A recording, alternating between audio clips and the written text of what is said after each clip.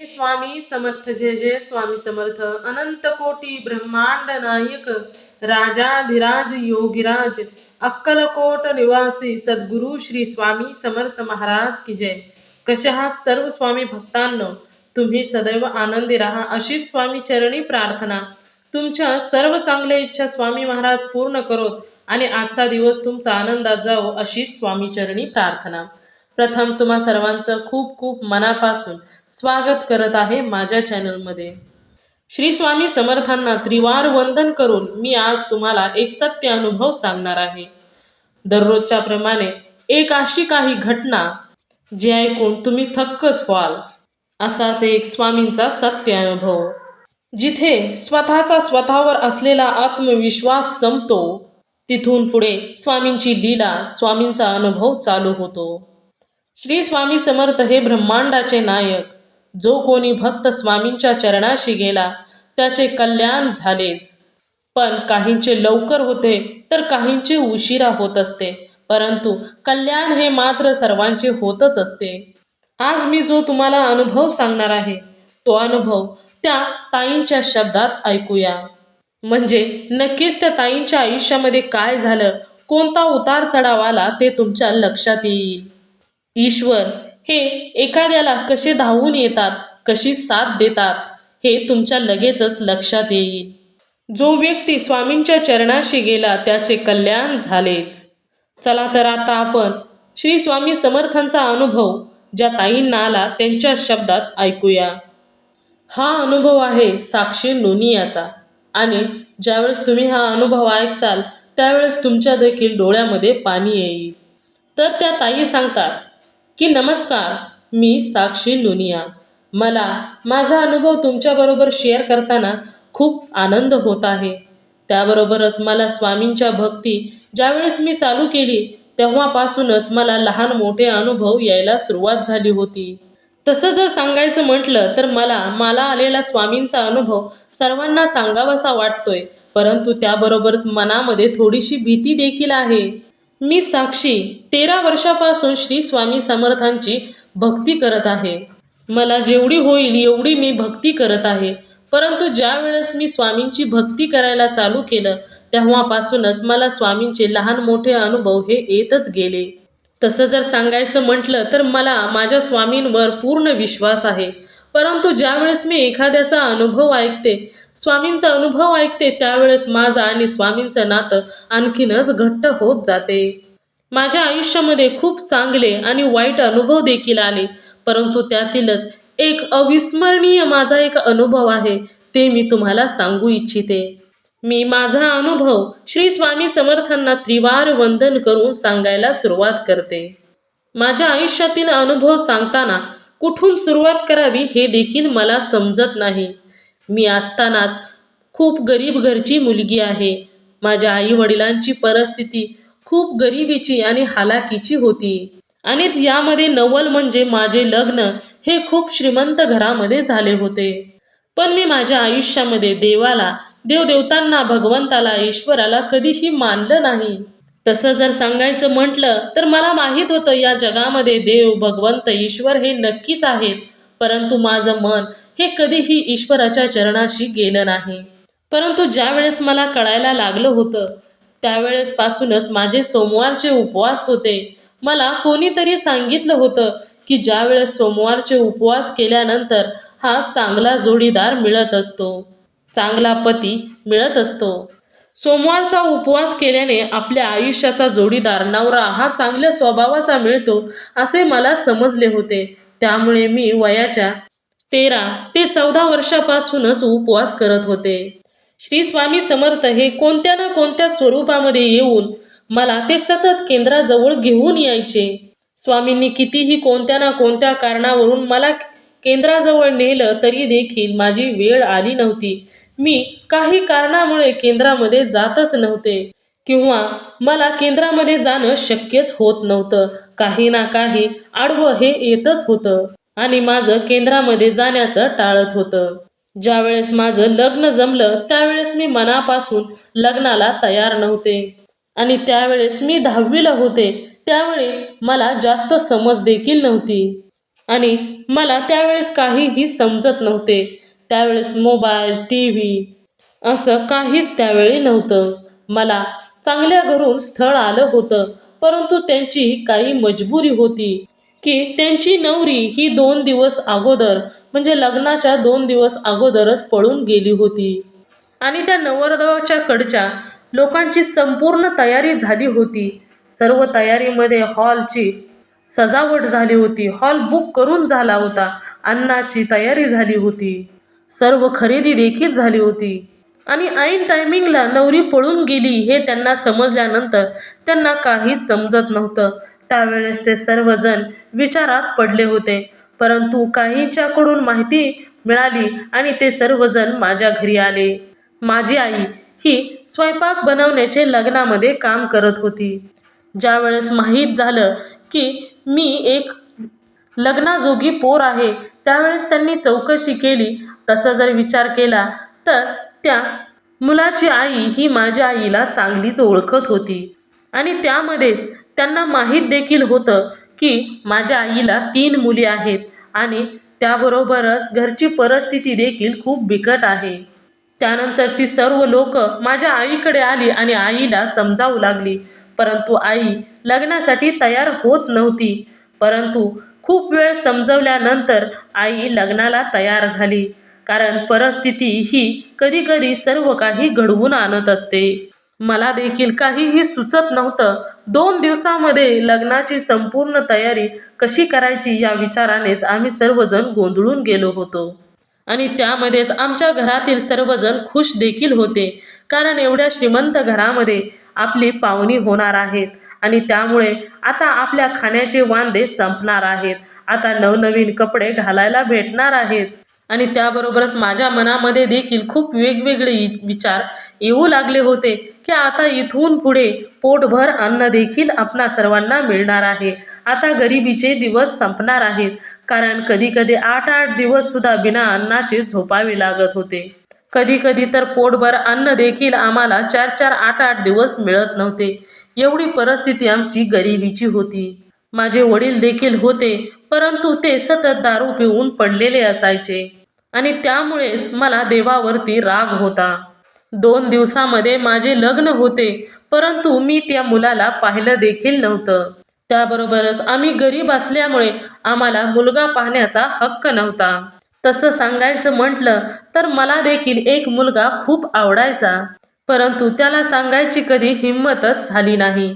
गरिबी ही आपल्याला कधीही स्वप्न बघण्याचा देखील हक्क देत नाही.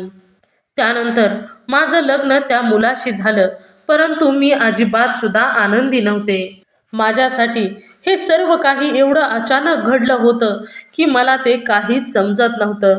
मला समजून घेण्यासाठी ते खूप अवघड होतं.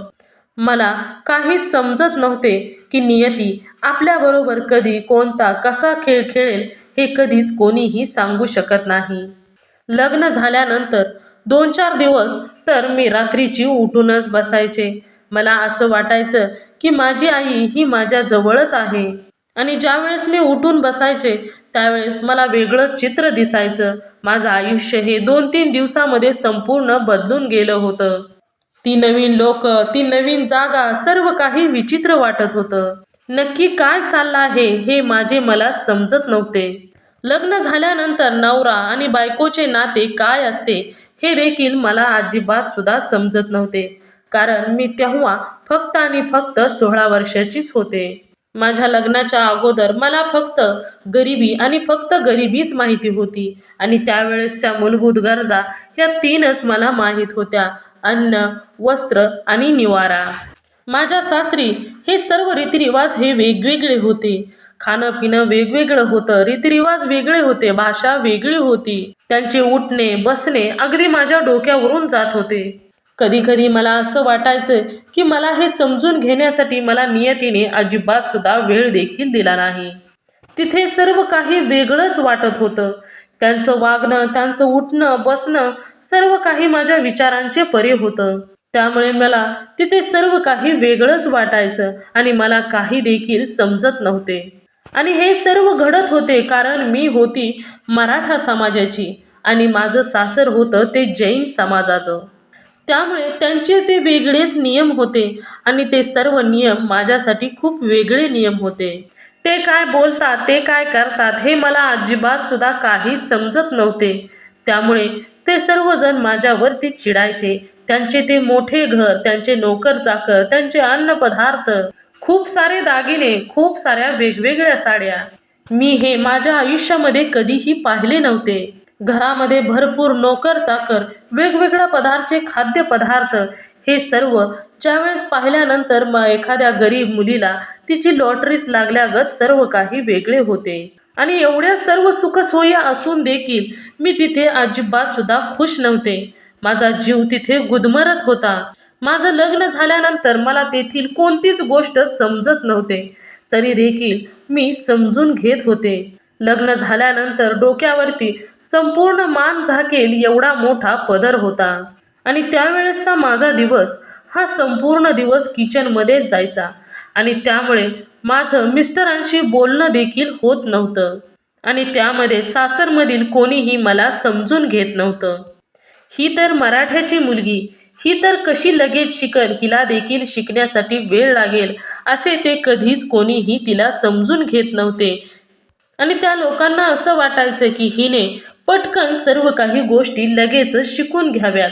परंतु ते सर्व माझ्यासाठी खूप अवघड होते. खूप दिवस गेलं तरी देखील मला तेथील काहीच समजत नव्हते आणि मला दररोजच्या या वागण्यामुळे, एखाद्याच्या बोलण्यामुळे मला खूप वाईट वाटायचं आणि एवढं वाईट वाटायचं की मी एकटीच रडायची. कधी कधी किचनमध्ये जर दुसरं कोणी आलं तर मी बाथरूममध्ये जाऊन एकटीच डसाडसा रडायची. परंतु एके दिवशी माझे मिस्टर देखील मला असे म्हणाले की तुला जर येथे राहणं जमत नसेल तर तू इथून निघून जा. परंतु माझ्या आईने जसा संसार केला तसाच मला देखील संसार करायचा होता. घरातून कोणीही निघून जा म्हटलं तरी देखील मला त्यावेळी माझा संसार हवा होता आणि त्यामध्येच मी 7 महिन्याची त्यावेळेस प्रेग्नेंट देखील होते. घरातल्यांनी घरातून निघून जा असं देखील म्हटलं, परंतु त्यावेळेस माझ्यासमोर खूप मोठा प्रश्न होता की मी इथून जाणार होते कुठे निघून आणि अशा परिस्थितीमध्ये देखील मी देवाला हाक मारली नाही. माझ्या सासरची लोक ही कधीच मला माणूस समजत नव्हते, तर त्यांच्यासमोर मी एक गरीब घरची आणलेली एक मुलगी होती, जिला कोणत्याही भावना नसतात, कोणतेही विचार नसतात, कोणताही स्वाभिमान नसतो. माझे त्या घरामध्ये कोणतेच अस्तित्व नव्हते. त्यामध्येच मी माझी अवस्था काय चालली आहे हे देखील मी कोणालाही सांगू शकत नव्हते. आणि खरं सांगायचं म्हटलं तर माझ्या आयुष्यामध्ये असं कोणीच नव्हतं की त्याला मी माझ्या मनातील सर्व काही सांगू शकेल. अक्षरशः कधी कधी मला माझा जीव द्यावासा वाटत होता. पण माझ्या पोटात माझं बाळ होतं, माझं मूल होतं, याची मला सतत जाणीव व्हायची. मी माझ्या घरातील संपूर्ण कामं दिवसभर करत असायची. ज्यावेळेस मी प्रेग्नंट होते त्यावेळेस देखील मला कधीही कोणीही समजून घेतलं नाही. उलट दररोज माझ्या घरामध्ये भरपूर भांडणं असायची. हिला काहीही येत नाही, ही काहीही करू शकत नाही, असे मला सतत ओरडत राहायचे आणि सतत सर्वजण माझ्यावर रागवलेलेच असायचे. कधी कधी सर्वात जास्त कंटाळा येऊन जर मी दुपारची कधी पडले तर सतत माझा अपमान केला जायचा आणि मला अपमान करून उठवलं जायचं. परंतु आता हे माझ्या सहनशीलतेच्या पलीकडे होतं. मला काहीही सहन होईनासे झाले होते. त्यावेळेस मी ठरवलं की आता आपण इथून निघून जायचं, येथे अजिबात सुद्धा राहायचं नाही. परंतु तेथून जाण्यासाठी माझ्याकडे अजिबात सुद्धा पैसे नव्हते. त्यामुळे मनामध्ये असताना देखील मी काहीही करू शकली नाही. नुसता विचार करून सतत रडत राहिल्याने माझी तब्येत हळूहळू बिघडत गेली आणि मी खूप आजारी पडली. आणि असेच काही दिवस गेल्यानंतर मी खूप आजारी पडली. त्यावेळेस माझ्या मिस्टरांनी माझ्या आईला बोलावून घेतले आणि त्यावेळेस माझ्या आईबरोबर माझा छोटासा भाऊ देखील आला. ज्यावेळेस माझी आई आणि भाऊ माझ्या घरी आले त्यावेळेस माझ्या जीवात जीव आला. मला खूप बरं वाटलं आणि त्यावेळेसच मी ठरवलं की आता मी माझ्या आईबरोबर निघून जाणार आणि मी आता अजिबात सुद्धा इथे थांबणार नाही. मी आता माझ्या आईबरोबरच तिथून निघून जाणार आहे. त्यावेळेस माझ्या सासरच्या लोकांनी माझ्या आईचा अपमान केला आणि माझ्या आईला खूप काही बोलले आणि त्यांना सांगितलं की तुमची मुलगी येथून घेऊन निघून जा, अजिबात सुद्धा इथे थांबू नका, असा सासरच्या लोकांनी माझ्या आईचा अपमान केला. त्यावेळेस माझी आई त्यांना म्हणाली की तुम्ही एवढं काहीही बोलू नका. माझी मुलगी माझ्या पोटात जड झाली नाही तर माझ्या ताटात तरी जड कशी होईल. मी माझ्या मुलीचा कसाही करून सांभाळही करीनच. त्यामध्येच आईला खूप वाईट देखील वाटत होतं, परंतु माझ्या मिस्टरांना ते समजलं, म्हणून ते देखील माझ्याबरोबर त्या दिवशी माझ्या माहेरी आले होते आणि तिथून पुढे आम्ही दोघे जण आईजवळच राहिलो. आईंनी त्या परिस्थितीमध्ये देखील आमच्या दोघांचा सांभाळ केला. आईची परिस्थिती ही अगोदरच खूप गरिबीची होती आणि त्यामध्ये आम्ही दोघेही आईकडे येऊन राहिलो होतो, त्यामुळे परिस्थिती जास्तच गरीब होत गेली. आणि माझी त्यानंतर डिलिव्हरी झाली. ज्यावेळेस माझ्या डिलिव्हरीच्या दिवसामध्ये आमची परिस्थिती खूप गंभीर होती, हालाकीची होती. खूप वाईट काळामध्ये माझी डिलिव्हरी झाली होती. आता जर विचार करायचं म्हटलं तर त्यावेळेसची परिस्थिती ऐकूनच माझ्या अंगावर शहारे येतात. चक्क मला 16व्या वर्षी मी आई झाली होती. वयाच्या 16व्या वर्षीच मला बाळ झालं होतं. नक्की त्यावेळी मला काहीही समजत नव्हते. एवढंच काय तर मला बाळ देखील कसं घ्यायचं असतं हे देखील मला समजत नव्हते. आणि त्यामध्येच घरची गरीब परिस्थिती होती आणि त्या परिस्थितीमध्येच आईने आमच्या दोघांचा सांभाळ केला होता. परंतु माझे मिस्टर देखील एवढ्या श्रीमंत घरचे असून देखील माझ्याबरोबर, माझ्या आईबरोबर माझे गरिबी ही जगू लागले होते. आणि त्यावेळेस त्यांना अनुभवायला मिळालं की माझी परिस्थिती, मी इतक्या वाईट परिस्थितीमधून गेलेली आहे. डिलिव्हरी झाल्यानंतर काही महिन्यानंतर माझ्या सासरकडची लोक मला नेण्यासाठी आले. त्यावेळेस मला माझ्या आईनं सासर म्हणजे काय असतं हे समजावून सांगितलं होतं. आणि तिनं मला समजून सांगितलं होतं की कोणतीही मुलगी असली तरी तिला एक ना एक दिवस हे आपल्या सासरच्या घरी हे जावंच लागतं. आणि आता तसा जर विचार करायचा म्हटलं तर तुला एक लेकरू देखील झालेला आहे, त्यामुळे आता तुला सासरला गेलंच पाहिजे. आईने खूप समजावल्यानंतर मी माझ्या मनाला आणि स्वतःला जबरदस्तीने तयार केले आणि तिथून माझ्या सासरला निघून आले. मी लग्न झाल्यापासून 1 वर्षामध्ये खूप अपमान सहन केला होता. मला खूप त्रास देखील झाला होता.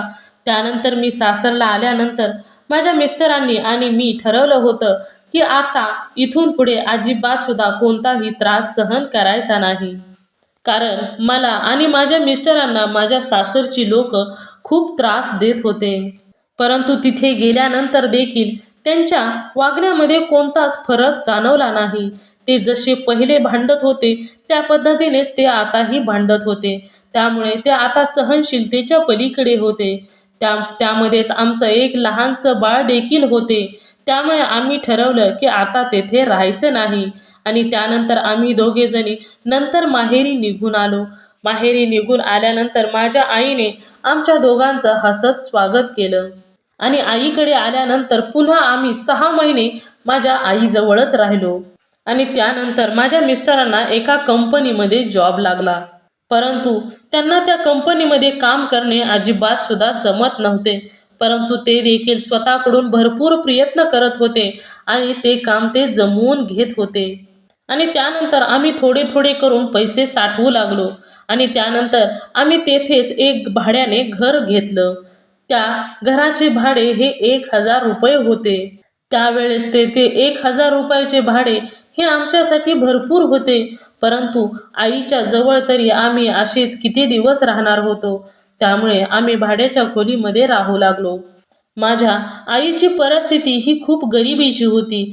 जर माझ्या आईला काम मिळालं तरच आम्ही पोटभर जेवण करू शकत होतो. अशा परिस्थितीमध्ये देखील माझ्या आईने आमचा सर्व बहीण भावांचा कधीही कंटाळा केला नव्हता.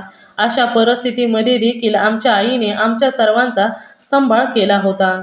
त्यानंतर आम्ही दोघेजण भाड्याच्या खोलीमध्ये राहायला आलो. त्यावेळेस आमची परिस्थिती ही खूप बिकट होती आणि त्यामध्येच आमच्याकडे थोडे देखील पैसे शिल्लक नव्हते. आणि तसं जर सांगायचं म्हटलं तर स्वयंपाक बनवण्यासाठी, जेवण करण्यासाठी भांडी देखील नव्हती. आमच्या संसारासाठी लागणारी महत्त्वाची भांडी घेण्यासाठी देखील आमच्याकडे पैसे नव्हते. परंतु आमच्या यांच्या मित्राने आम्हाला 15,000 रुपये उधार म्हणून दिले होते. त्यामध्येच आम्ही जी काही मूलभूत भांडी लागत होती, जी गरजेची भांडी होती, तेवढ्या भांड्यांची आम्ही दोघांनी खरेदी केली आणि त्यावरच आम्ही दोघांनी संसार थाटला. परंतु संघर्ष हा कधीही कमी झाला नव्हता. अजून खूप संघर्ष करायचा होता. माझे मिस्टर हे कंपनीमध्ये जॉब करत होते, परंतु तेथे देखील त्यांना खूप अडचणी, त्रास होत होते. कारण त्यांना कंपनीमध्ये जॉब करणं हे खूप अवघड जात होते. तेथे त्यांना खूप त्रास देखील होत होता. काम करून करून कधी कधी तर त्यांचे हात सुजायचे, त्यांचे हात खूप दुखायचे.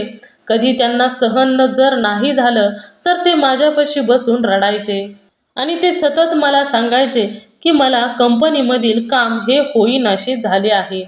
त्यामध्येच आम्ही ज्या घर भाड्यामध्ये राहत होतो त्या घरची मालकीण ही, तिचा स्वभाव हा खूप खडूस स्वभावाची होती. पण म्हणतात ना, एखादी व्यक्ती कितीही वाईट असली तर तिच्यामध्ये कोणता ना कोणता हा चांगला गुण हा नक्कीच असतो. तसा आमच्या घर मालकिनीच्या मनामध्ये, तिच्या स्वभावामध्ये देखील एक चांगली गोष्ट होती. तर ती दररोज जर त्या गुरुवारी ही स्वामींच्या मठामध्ये जात होती आणि तिथून आल्यानंतर संध्याकाळी जे काही मठामध्ये घडेल ते मला येऊन बसून सांगत होती आणि ते मला सतत स्वामींचा महिमा समजून सांगत होते. परंतु मी ते देखील कधीही लक्षात घेतलं नाही. माझी परिस्थिती ही खूप गरिबीची, खूप बिकट होती आणि त्या मला सतत म्हणायच्या की मी भाजी विकायला जाते, त्याबरोबर तू देखील माझ्याबरोबर भाजी विकायला चल. परंतु त्यावेळी मला भाजी विकणं हे खूप विचित्र वाटायचं. कधी कधी तर मला असं वाटायचं की मी स्वतः आणि भाजी हे खूप वेगळंच काहीतरी वाटत होते. कारण कधीही मी असली कामे केली नव्हती, त्यामुळे मला लाज देखील भरपूर वाटत होती. परंतु त्याबरोबरच परिस्थिती ही माणसाला काहीही करायला भाग पाडत असते.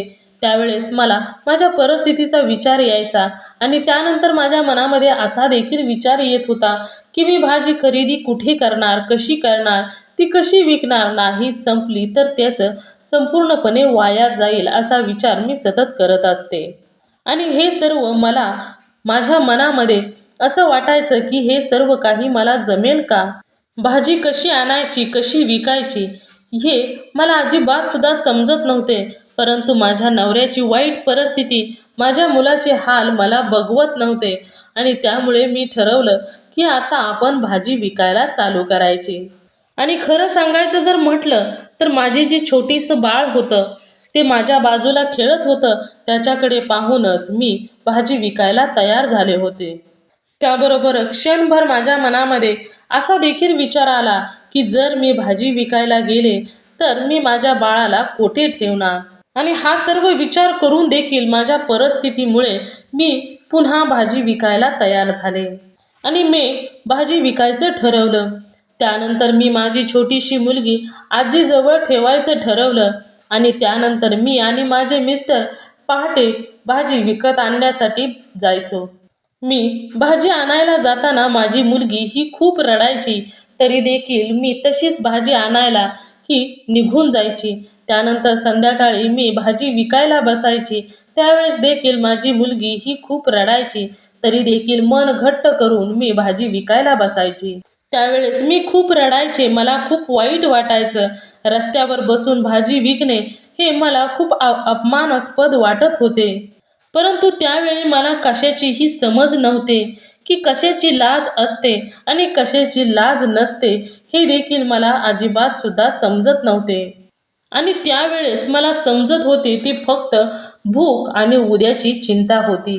आणि ज्यावेळेस मी भाजी विकायला बसायचे त्यावेळेस येता जाता लोक माझ्याकडे खूप घाणेरड्या नजरेने पाहायचे आणि त्यावेळेस माझे मन हे खूप खचून जायचे.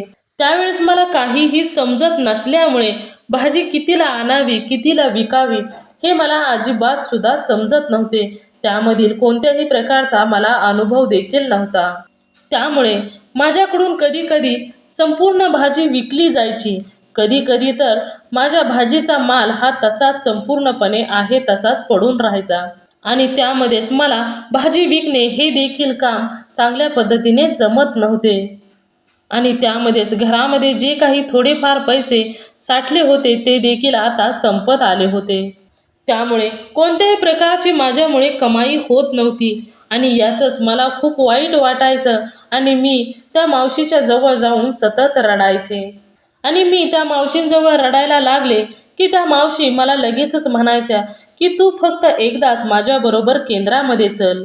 आणि मावशीचं हे बोलणं ऐकून मी त्यांना म्हणायचे की तिथे जाऊन मी तरी काय करणार आहे. माझ्या देवाने माझ्या आयुष्यभरासाठी माझ्या नशिबी हा वनवासच लिहून ठेवलेला आहे. मग देवाच्या दारामध्ये जाऊन आता काय बदलणार आहे. आणि त्या देवानेच माझ्या आयुष्याची परवड चालवलेली आहे. त्यामुळे तो देव माझ्या आयुष्यामध्ये कोणताच बदल करू शकत नाही. मी ज्यावेळेस लहान होते म्हणजेच मी 5 वर्षाची होते त्यावेळेस माझ्या आईने माझं शिक्षण व्हावं यासाठी हॉस्टेलमध्ये मला टाकलं होतं आणि त्यावेळेस देखील मी पूर्णपणे खचून गेले होते. परंतु त्यावेळेस कितीही वाईट परिस्थिती त्यावेळेसची होती तरी देखील माझे पाय कधीही स्वामींच्या दिशेने ओढले गेले नाहीत. आणि त्यामध्येच माझ्या मिस्टरांना कंपनीचे काम हे सहन होईनासे झाले. त्यावेळेस तेथून ते कामावरून काढून टाकले गेले. त्यानंतर माझे मिस्टर हे रस्त्यावरती टोप्या विकू लागले. त्यावेळेस ती परिस्थिती ही खूप बेकार परिस्थिती होती आणि त्यावेळेस मी ठरवलं की आता एकदा तरी मावशीबरोबर केंद्रामध्ये जाऊन जी काही मनामध्ये प्रश्न असतील ते प्रश्न एकदाशी सांगून मोकळं होऊया. आणि त्यानंतर मी मावशीला म्हणाले की मी माझ्या आयुष्यामध्ये कधीही कोणाचंही काहीच वाईट केलं नाही तरी देखील माझ्या आयुष्यामध्ये एवढे दुःख का आहे. आणि त्यावेळेस मावशी म्हणाल्या की तुझी कोणतीही प्रश्न असू दे, तुझ्या मनामध्ये जे काही प्रश्न आहेत त्या प्रश्नांची उत्तरं ही तुला केंद्रामध्ये स्वामींच्या मठामध्ये गेल्यानंतरच मिळतील. स्वामींच्या मठामध्ये तेथे प्रत्येक रविवारी 10 वाजता प्रत्येकाची प्रश्न उत्तरे ही घेतली जातात. आणि त्यावेळेस आम्ही दोघीजणी माझ्या मनामध्ये असणारे सर्व प्रश्न लिहून आम्ही दोघीजणी रविवारी केंद्रामध्ये गेलो होतो. आणि केंद्रामध्ये गेल्यानंतर तेथील आम्हाला स्वामींची पूजा करायला लावली. परंतु त्या अगोदर आम्हाला नाशिक त्र्यंबकेश्वरला जाऊन नारायण नागबली करायला लावले होते. आणि त्यावेळेस तेथे जाऊन नारायण नागबली करण्यासाठी आमच्याकडे कोणत्याही प्रकारे पैसे अजिबात सुद्धा नव्हते. आणि त्यामध्येच आम्हाला असे देखील सांगण्यात आले होते की जर तुम्ही केंद्रातून नारायण नागबली करायला त्र्यंबकेश्वरला गेला तर पैसे हे खूप कमी प्रमाणात लागतील. आणि हे सर्व करण्यासाठी माझा कोणत्याही प्रकारे विश्वास नव्हता. परंतु परिस्थिती इतकी वाईट होती की त्या परिस्थितीचं समाधान करण्यासाठी आम्ही नारायण नागबली करायचं ठरवलं. त्यावेळेस आम्ही माझ्या कानातले घाण ठेवून आम्ही 4 दिवस त्र्यंबकेश्वरला गेलो होतो. आणि आम्ही तेथे जाऊन नारायण नागबली केली तरी देखील माझा त्यावर कोणत्याही प्रकारचा विश्वास नव्हता. आणि त्यानंतर आम्हाला स्वामींच्या आरतीला जायला सांगितलं. तिथं स्वामींचं गुरुपीठ हे खूप मोठं आणि खूप सुंदर आहे. तेथील स्वामींचं मंदिर हे खूपच सुंदर होते. तेथून बाहेर येऊच नये असं देखील वाटत होतं. स्वामींच्या तेथे खूप तेजस्वी मूर्त्या आणि सुंदर मूर्त्या होत्या. आणि त्यानंतर तेथे स्वामींची आरती झाली. स्वामींची आरती झाल्यानंतर आम्हाला बाहेर निघताना तेथील गुरुजींनी आमचा तेथे 4 दिवसाचा नारायण नागबली हा झाला होता. तेथील गुरुजींनी आम्हाला आदल्या दिवशी गुरुचरित्र ग्रंथाविषयी संपूर्ण माहिती सांगितली होती. आणि त्यानंतर तेथे मला गुरुचरित्र ग्रंथ दिसला आणि त्यानंतर तो ग्रंथ मला घ्यावासा वाटला. तेथील गुरुजींनी आमच्याकडून खूप छान पद्धतीने पूजा करून घेतली होती. खूप कमी वेळेमध्ये आणि कमी पैशामध्ये देखील आमची ही पूजा चांगल्या पद्धतीने पार पडली होती. तेथील गुरुजींनी आमची सेवा किंवा आमचा आदर सत्कार देखील खूप चांगल्या पद्धतीने केला होता. तर त्या गुरुजींचे नाव आता आठवत नाही, परंतु तेथील गुरूंनी आम्हा सर्वांना खूप चांगल्या पद्धतीने माहिती सांगितली होती. त्याबरोबरच त्यांनी आमच्याकडून खूप चांगल्या पद्धतीने सेवा देखील करून घेतली होती. कदाचित ते देशमुख गुरुजी असावेत. आणि त्या दिवशी मला स्वामींबद्दल थोडा विश्वास जाणवत होता. आणि त्या दिवशी मी गुरुचरित्र ग्रंथ हा नकळतपणे घेतला होता. आणि मी तर देवावर विश्वास न ठेवणारी, मला तर असं वाटतं की स्वामींनीच माझ्याकडून ही गोष्ट घडवून घेतली होती. आणि स्वामींवरचा विश्वास हा माझ्या मनामध्ये घट्ट झाला होता. त्या विश्वासावरच मी घरी आले आणि थोड्याच दिवसामध्ये दिवाळी चालू झाली होती.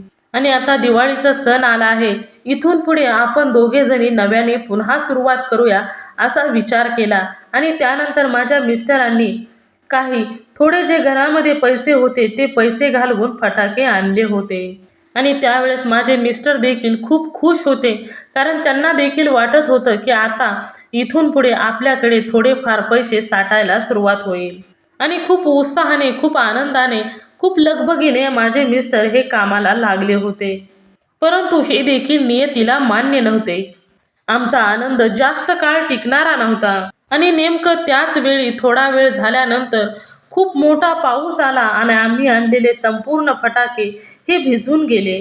आणि माझ्या मिस्टरांनी 23,000च्या फटाक्या आणल्या होत्या. तो 23,000चा माल संपूर्ण फटाक्यांचा ओलागार झाला होता. त्यावेळेस काही समजायच्या आतच मोठा पाऊस झाला आणि आमचे सर्व फटाके भिजून गेले. त्या दिवशी आम्ही दोघांनी काही जेवण केलं नाही. अक्षरशः आम्ही दोघे जण रात्रभर रडत होतो, कारण त्यावेळी आमच्याकडे जेवढे पैसे होते ते संपूर्णपणे संपले होते. आम्ही बिझनेससाठी आमच्या जवळचे असणारे दागिने मोडून तो चालू केला होता, परंतु संपूर्ण फटाक्यांचा माल खराब झाला. त्यामुळे आम्ही दोघे जणी खूप दुःखात होतो, परंतु दुःखात बसून पोट भरणार नव्हते. त्यावेळेस आता पुन्हा नव्याने सुरुवात करायची होती. त्याच्यासाठी माझ्या मिस्टरांनी मार्केटमध्ये जाऊन काही केळी विकत आणली होती. आणि केळींविषयी देखील आम्हाला कोणत्याच प्रकारची जास्त माहिती नव्हती. त्यामुळे केळींची माहिती नसल्यामुळे केळी देखील एक दिवसामध्ये जास्त पिकली गेली. आणि नेमकं त्याच दिवशी भाऊबीज देखील होती. आणि भाऊबीज असल्यामुळे केळांची सर्वात जास्त दुकाने तेथे लागली होती. परंतु केळीच्या बाबतीत देखील असंच घडलं. कोणत्याही प्रकारचा नफा अजिबात सुद्धा झाला नाही.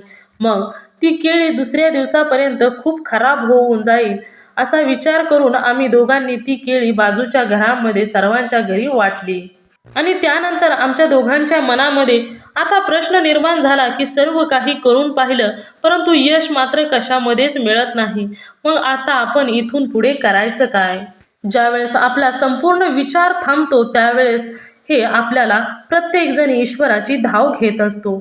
आणि त्यावेळेसच मी ठरवलं की आता आपल्याकडे कोणत्याही प्रकारचं साधन नाही किंवा आपल्याला कोणत्याच गोष्टीमध्ये यश मिळत नाही, तर आता आपण गुरुचरित्राचं पारायण करायचं असं मी ठरवलं. आणि ठरवल्याप्रमाणे शुक्रवारी मी सकाळी पहाटे 3 ते 3:30च्या दरम्यान उठले. आणि त्या दिवशी मी संपूर्ण गुरुचरित्र एवढं मनापासून वाचलं होतं की मला खूप आनंद झाला.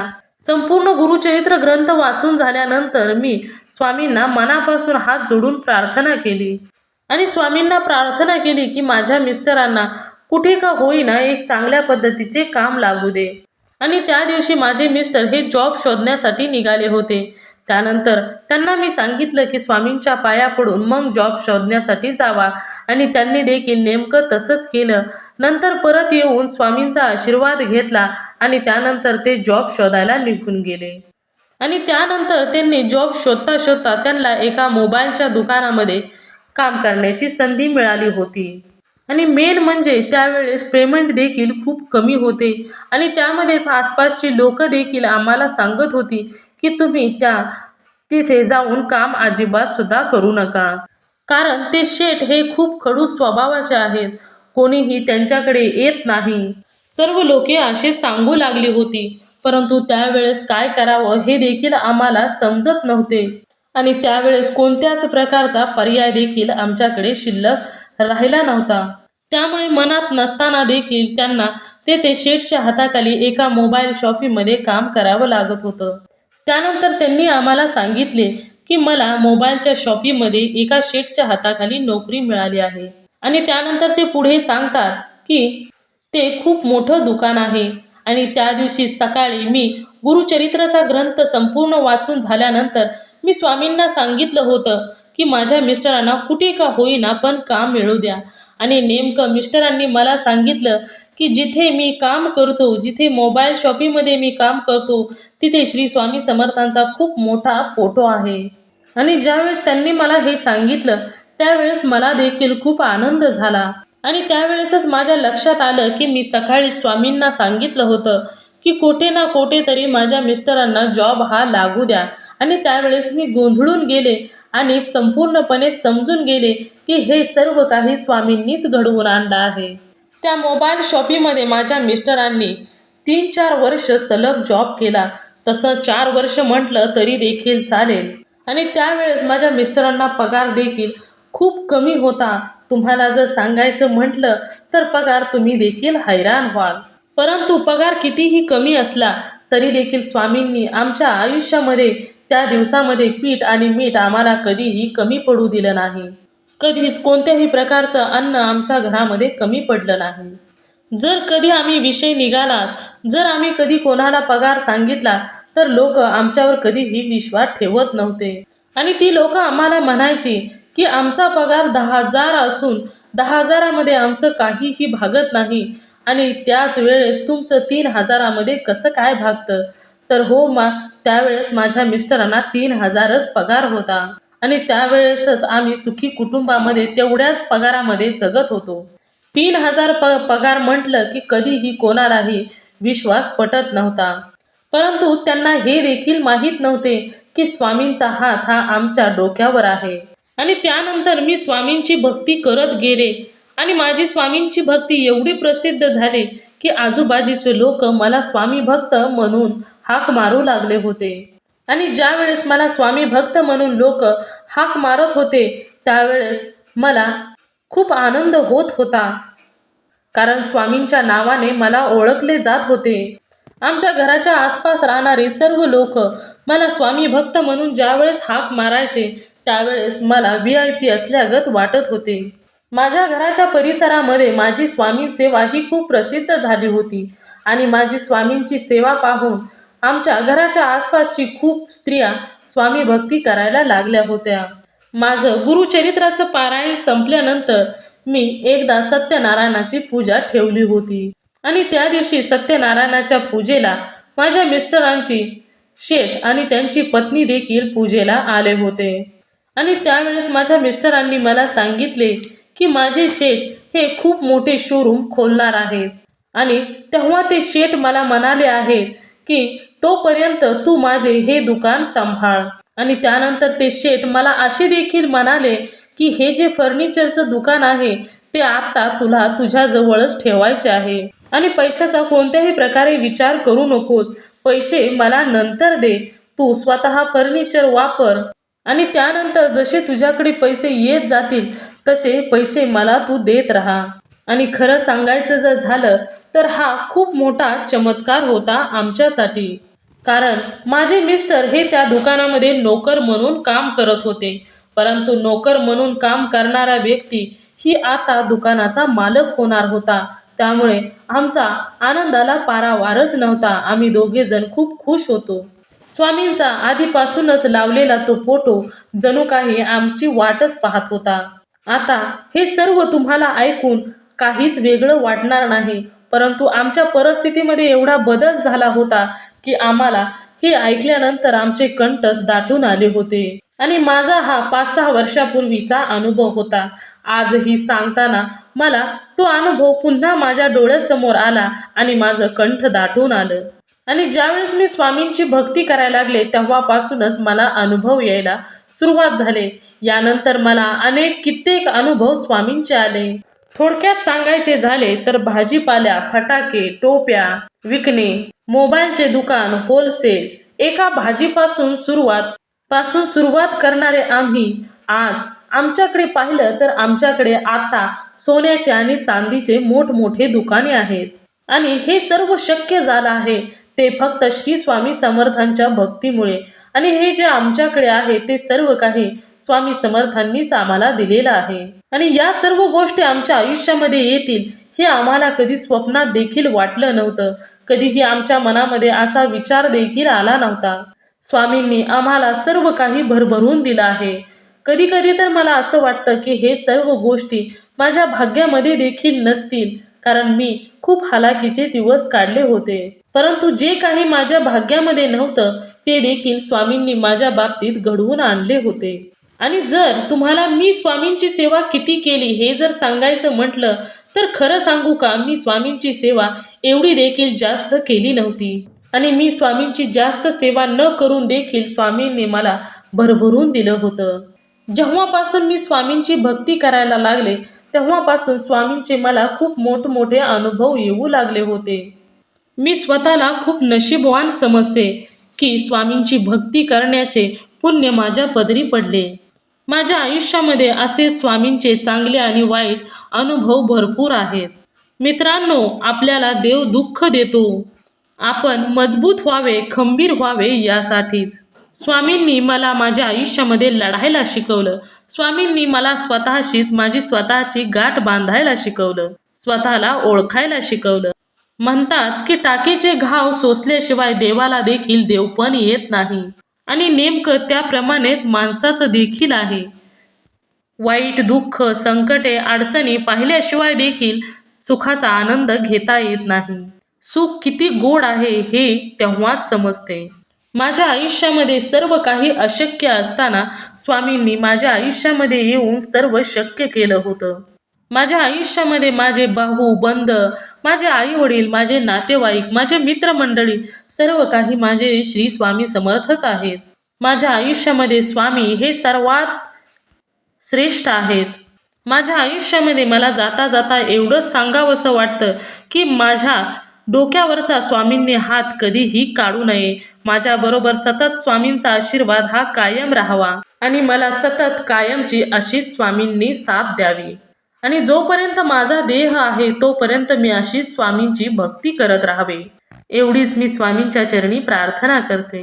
माझा हा अनुभव 5-6 वर्षाचा खूप पूर्वीचा अनुभव आहे आणि मला माझा अनुभव तुम्हा सर्वांना सांगून खूप आनंद होत आहे. जर मी माझ्या आयुष्यामध्ये पाठीमागे वळून पाहिलं तर मला असं वाटतं की जर मी स्वामींची सेवा केली नसते तर माझ्या आयुष्यामध्ये काहीच घडले नसते. स्वामींशिवाय माझं आयुष्य हे अधुरं आहे. स्वामींनीच माझ्या आयुष्यामध्ये रंग भरले. जे काही मी आज सध्या आहे ते फक्त काही स्वामी आणि स्वामींच्यामुळेच. माझ्या आयुष्यामध्ये स्वामींची जागा माझ्या आयुष्यामध्ये कधीही कोणीही घेऊ शकत नाही. एवढे स्वामी माझ्यासाठी महत्त्वाचे आहेत. माझा अनुभव सांगून मला खरोखरच मनापासून खूप आनंद झालेला आहे. जाता जाता मी एवढंच सांगू इच्छिते की सर्वांनी स्वामींची भक्ती करा. ज्यावेळेस तुम्ही भक्ती कराल त्याचं फळ हे नक्कीच तुम्हाला मिळणार आहे. फक्त आपल्या हातामध्ये काय आहे तर आपल्या हातामध्ये एवढंच आहे की आपण फक्त भक्ती करू शकतो. त्याचं फळ काय द्यायचं आहे ती वेळ आल्यानंतर स्वामी हे नक्कीच फळ देणार आहेत. त्यामुळे आपल्याला कोणतं फळ मिळेल किंवा आपण भक्ती केल्यानंतर आपल्याला त्याच्या बदल्यात स्वामी काय देणार आहेत याचा विचार न करता फक्त भक्ती करायची आहे. एवढाच माझा अनुभव होता. बघा मित्रांनो, ताईंना शून्यातून, झिरोतून हिरो बनवलं फक्त स्वामींनी. आणि स्वामींच्या चमत्कारामुळे एकदा ताई मठामध्ये गेल्या आणि स्वामींच्याच होऊन गेल्या. त्यावेळेस स्वामींनी सर्व काही दुःख हरण केलं आणि त्या ताईंना झिरोतून हिरो बनवलं. त्यांच्या आयुष्याची कायापालट केली. त्यांच्या आयुष्यामध्ये संपूर्ण बदल केला आणि त्यांचं आयुष्य सुखाने, समाधानाने, आनंदाने भरून टाकले. तुम्ही फक्त स्वामींच्या भक्तीला सुरुवात करायची आहे. त्यानंतर ते काय देतील याचा विचार कधीही करायचा नाही, कारण त्यांना माहीत आहे आपल्या भक्तासाठी काय योग्य आहे आणि काय अयोग्य आहे. आपण फक्त आपले काम करायचे आहे. हा अनुभव ताईंचा. या अनुभवातून प्रत्येकाला काही ना काही शिकता तर नक्कीच आले असेल. या सत्य घटनेमध्ये ताईंचे आयुष्य बदलून गेले ते फक्त स्वामींच्या आशीर्वादामुळेच. ही ताईंची सत्य घटना तुम्ही सर्वांनी मिळून शेवटपर्यंत ऐकली त्याबद्दल मी मनापासून आभारी आहे. तुम्ही सदैव सर्वजण आनंदी राहा, सुखी राहा, समाधानी राहा अशीच स्वामींच्या चरणी प्रार्थना करते आणि इथेच थांबवते. पुन्हा भेटूया अशाच एका सत्य घटनेबरोबर. तोपर्यंत श्री स्वामी समर्थ. जय जय स्वामी समर्थ. धन्यवाद.